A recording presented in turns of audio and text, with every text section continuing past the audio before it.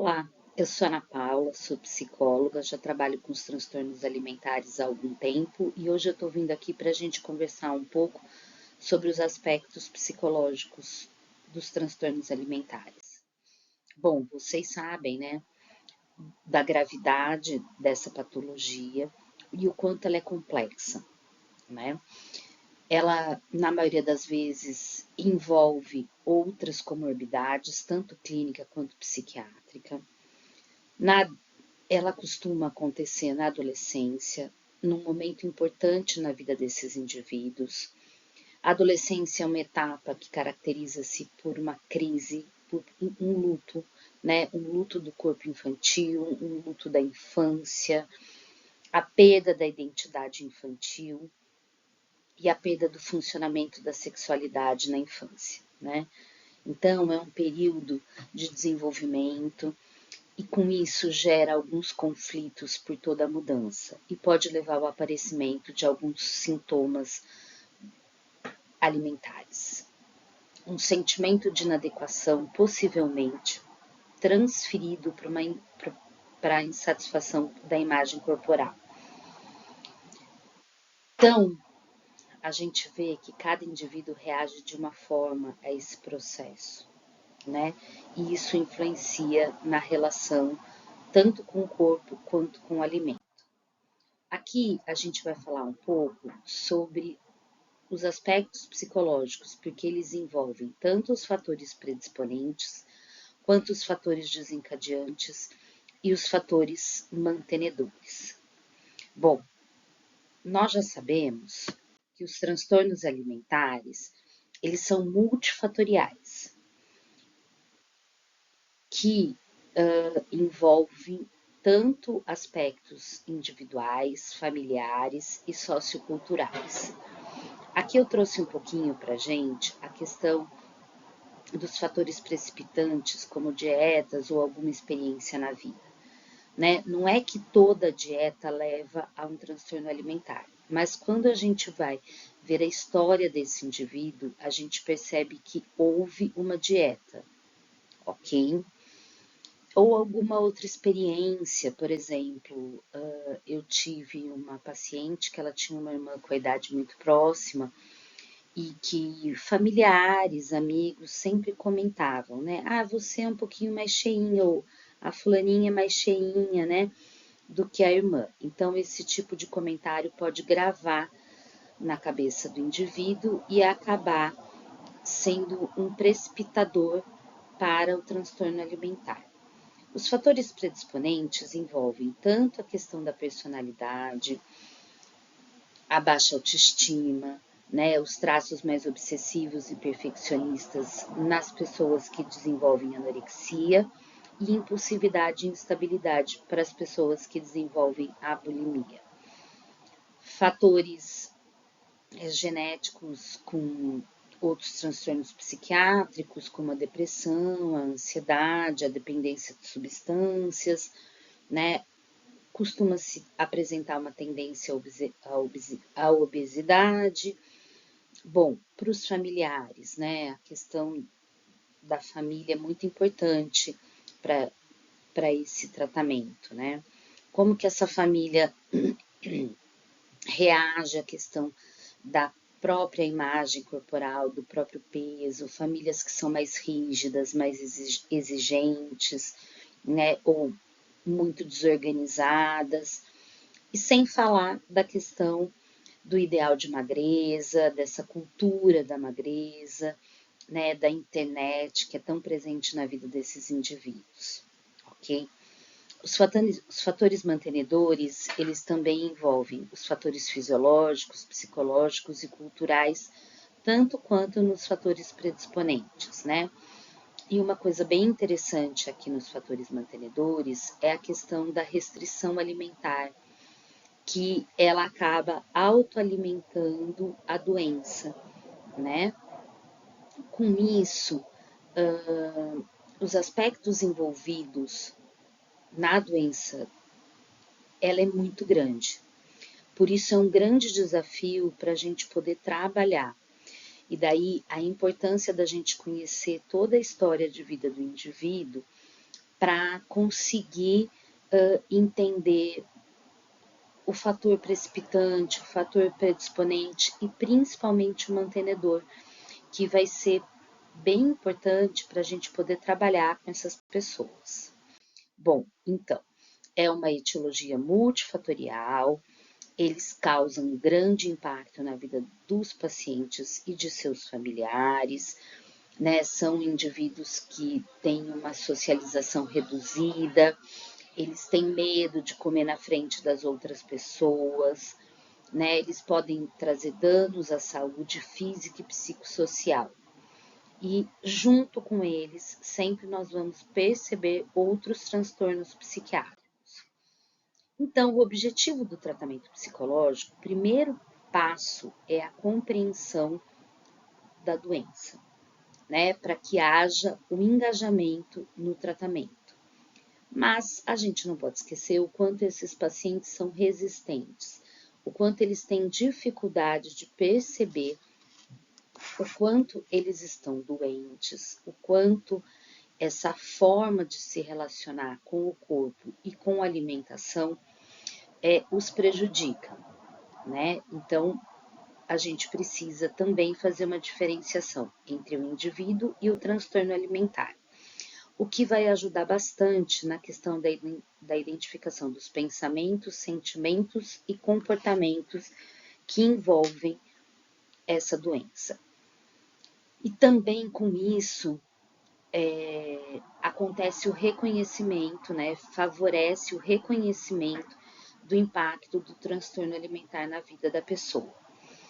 E um dos objetivos também é a prevenção ou minimizar os riscos de recaída, porque esses indivíduos acabam tendo um padrão tão rígido de pensamento que eles têm dificuldade de perceber o quanto eles estão doentes, mas que é importante este trabalho para prevenir a recaída e também prevenir o transtorno.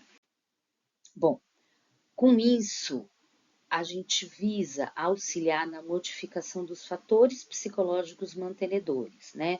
Desse ciclo tão importante e que envolve uma série de fatores, como a questão familiar, as próprias características pessoais de rigidez, de obsessão, né? A forma como a pessoa se percebe a vida e acaba vivendo.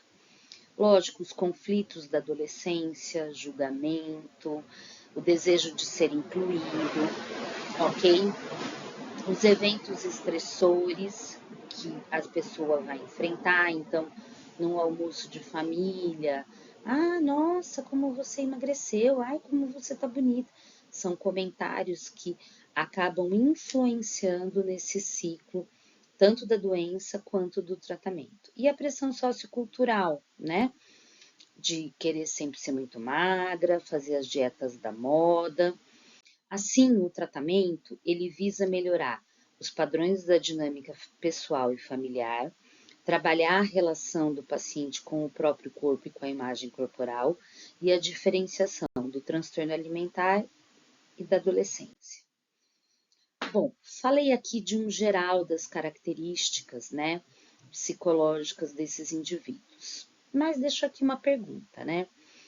Independente de ser anorexia, bulimia ou transtorno de compulsão, qual que é o ponto em comum com essas doenças? Vamos lá? Sim, a supervalorização do peso e da imagem corporal, as distorções cognitivas e crenças inadequadas e atitudes disfuncionais desses indivíduos em relação ao seu corpo e à sua alimentação.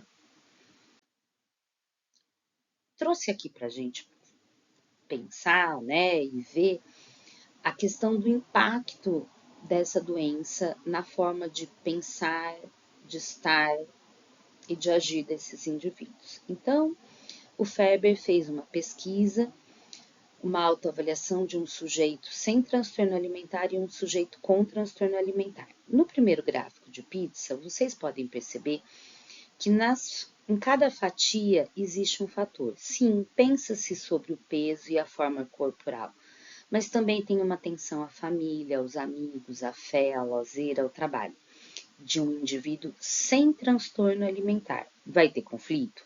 Vai, né? Vão ter dificuldades no desenvolvimento? Vão, mas essa pessoa tem uma visão um pouco mais equilibrada da vida. Já o paciente com transtorno alimentar, como vocês podem ver, 4 fatias desse gráfico ficam só para o peso e para a forma corporal, né? Tendo pouca disponibilidade para ver os outros fatores da vida.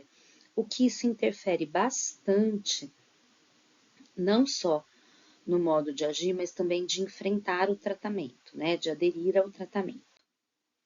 Bom, trouxe aqui para vocês, né, a formulação do modelo transdiagnóstico da anorexia, né, todos os fatores que envolvem. Então, começa com uma superavaliação do controle do peso e do corpo, que leva à restrição, que leva à perda de peso, que pode gerar a compulsão, os comportamentos compensatórios e tudo isso que envolve, né? São os eventos estressores e a mudança de humor, e logo as características de personalidade, né? A autoestima, o perfeccionismo, as dificuldades de interação social, ok? E os aspectos psicológicos mantenedores, perfeccionismo, a dificuldade interpessoal, a intolerância, né? A variação de humor e a baixa autoestima. Essa é uma estrutura que sustenta o comportamento do paciente. E é aqui que é bastante importante que o trabalho terapêutico aconteça para que ele possa quebrar, que ele possa sair desse ciclo. E uma das questões é investir nessa habilidade de identificar, definir e enfrentar as emoções e sentimentos. São indivíduos que, na maioria das vezes, têm muita rigidez, um pensamento bem concreto, ok?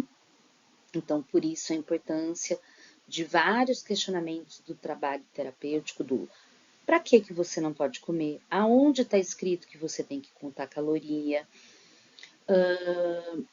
entre outras perguntas que a gente pode, através delas, ajudar o paciente a quebrar esse ciclo, né? Ah, será que existe o perfeito? O que é ser perfeito, né? Então, pontos importantes. Uma personalidade mais obsessiva, perfeccionista. Geralmente são excelentes alunas. Quando elas pegam para fazer uma coisa, elas fazem com extremo cuidado para que saia perfeito. Um desejo de dominar o corpo, controle do peso, dificuldade de verbalizar sentimentos, raiva, tristeza, fraqueza, imperfeição, né? Nos fatores familiares, famílias que apresentam problemas tanto alimentares, né, com a própria imagem corporal, ou com a rigidez, intrusão, eles têm 11 vezes mais chance de ter, de desenvolver o transtorno alimentar, esses filhos, né? Fatores socioculturais, esse ideal de beleza, o bullying, a mídia, a comparação, o julgamento. Os eventos estressores sempre vão envolver a questão dos relacionamentos, né? Ou interpessoais, ou com os amigos, as comparações, os fins de relacionamento, até a mesma separação dos pais, ou alguma perda familiar ou afetiva. E os fatores mantenedores, né? A questão da alteração física, o quanto ela ajuda esse processo de alimentação desse ciclo da doença. E até os fatores psicológicos produzidos pelo transtorno, né, de exigência. Bom, um outro ponto importante é a distorção da imagem corporal, né, que é um ponto principal desses indivíduos e para o tratamento, e o quanto a desnutrição interfere no tratamento psicoterapêutico, né? Indivíduos com baixo peso têm uma menor crítica e uma maior dificuldade de aproveitar o trabalho terapêutico. Bom, aqui na bulimia, né? A gente vai falar um pouco diferente da anorexia, elas não conseguem manter o total controle sobre o comportamento alimentar. Elas desejam, mas elas não conseguem, por serem mais impulsivas, ok? Então, elas estão sempre envolvidas com dietas, jejum, exercícios rigorosos, apresentam os episódios de compulsão, comportamentos compensatórios inapropriados, persistência quanto à forma do corpo e o peso. São pessoas que tendem a viver assim, ou no tudo ou no nada, tá? Pouca ponderação, tá? Fatores predisponentes, né? Então, os traços de personalidade são importantíssimos também na bulimia. A baixa autoestima, o comportamento gregário, a instabilidade e impulsividade, que levam para comportamento de risco, sim, na direção, com uso de álcool e drogas, né? São bastante inseguras, com uma labilidade emocional grande, irritadiças, nervosas, como eu falei anteriormente, né? O uso de substâncias, eventos adversos à violência física e emocional, até o abuso sexual, tem uma tendência à obesidade, são famílias que têm uma agressividade mais presente, uma desorganização familiar também grande, mas elas também apresentam uma desorganização e uma falta de cuidado mesmo, tá? Esse aqui é o ciclo da bulimia, né? Pela própria desorganização, pela baixa autoestima, sempre envolve uma avaliação negativa, um afeto negativo, nunca tá bom. Se elas estão paquerando alguém, nunca vai conseguir. Tem um estresse interpessoal nas relações, bem intenso, estão sempre metidas em algum conflito. O tédio, que leva a um sentimento negativo quanto ao corpo, né? E daí elas visam a restrição alimentar. A restrição alimentar leva à compulsão, né? Porque elas são rigorosas na restrição, mas não conseguem manter como as pessoas com anorexia. E daí, depois da compulsão, vem a avaliação negativa, né? De si próprio. Por isso que eu coloquei esse desenho aqui do pare, né? Esse símbolo, porque é muito importante que o trabalho psicológico quebre esse ciclo para que possa produzir um efeito positivo na vida desses indivíduos. Então, esses comportamentos, né? O que é esse pare, né? Porque envolve a purgação, né? Que na maioria das vezes é o vômito para o alívio do desconforto físico e emocional, a redução do medo de ganhar peso, então essa é a função da purgação, mas elas também podem usar outros tipos de comportamento compensatórios, como os laxantes, os diuréticos, os enemas, a questão dos jejuns, os exercícios físicos exagerados. Bom, agora vamos falar brevemente sobre o transtorno de compulsão alimentar. Ele é recente nos manuais, né? Só entra em 2015, mas já é conhecido há bastante tempo. Ele é caracterizado por episódios recorrentes de compulsão alimentar, na ausência de comportamentos compensatórios, diferente da bulimia, tá? Há uma perda de controle real do que se come, do quanto se come. A compulsão pode ocorrer a qualquer momento do dia. Essa compulsão leva a um sentimento de culpa e um arrependimento, mas não ao comportamento compensatório. Eles não têm, assim, alimentos proibidos ou não. Eles não têm medo de ganhar peso. E o TCA, ele ocorre em indivíduos com peso normal, sobrepeso ou obesidade. Mas a maioria dos pacientes com TCA não são obesos, tá? Bom, eu vou deixar aqui para vocês algumas dicas de leitura, né? Tanto desses 3 livros do Transtorno Alimentar, um guia prático, a prática da terapia cognitivo-comportamental e os transtornos alimentares, que eu me baseio muito neles para o meu trabalho. E o Como Lidar com os Transtornos Alimentares, esse guia, eu também utilizo e principalmente na orientação com os pais e familiares, né? É um livro muito fácil, de perguntas e respostas, bem objetivo, que ajuda com bastante informação para os familiares e até para a continuidade das orientações psicológicas com as famílias. Bom, eu deixo aqui com vocês as referências que eu utilizei para fazer essa aula e eu fico à disposição para qualquer dúvida, qualquer conversa, ok?